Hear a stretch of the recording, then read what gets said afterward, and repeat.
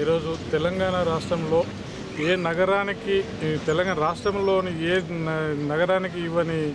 ప్రాముఖ్యత మన హైదరాబాద్ నగరానికి మన తెలంగాణ ముఖ్యమంత్రి గౌరవనీయులు కేసీఆర్ గారు ఇస్తున్నటువంటి ప్రాధాన్యతను దృష్టిలో పెట్టుకొని ఆయన మనకు అనుకోని విధంగా ఏ రకంగా మనకు ఈ పోలీసు వ్యవస్థను మార్చాలనే ఉద్దేశంతో ముందుగానే నగరానికి సంబంధించి వెహికల్స్ ఇవ్వడం కానీ నగరాన్ని ఒక బ్రాండ్ అంబాసిడర్గా మారుస్తామని మాట ఇవ్వడం, నగరం మీద దృష్టి పెట్టి ఈరోజు పోలీసు అమరవీరుల దినోత్సవం సందర్భంగా పోలీసు పడుతున్న కష్టాలను గుర్తించి 90 రూపాయలు ఉన్నటువంటి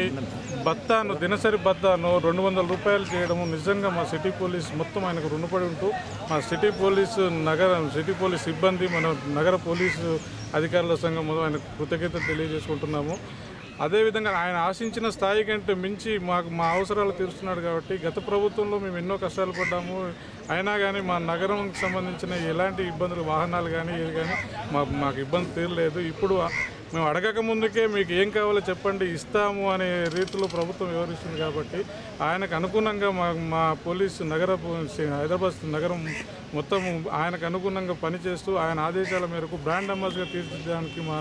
నగర పోలీసు సిబ్బంది మొత్తం కృషి చేస్తామని తెలియజేసుకుంటూ మా పోలీసుకు ప్రత్యేకంగా నగరానికి ఇస్తున్నటువంటి వరాల మీద ఈ తెలంగాణ ప్రభుత్వానికి ఈ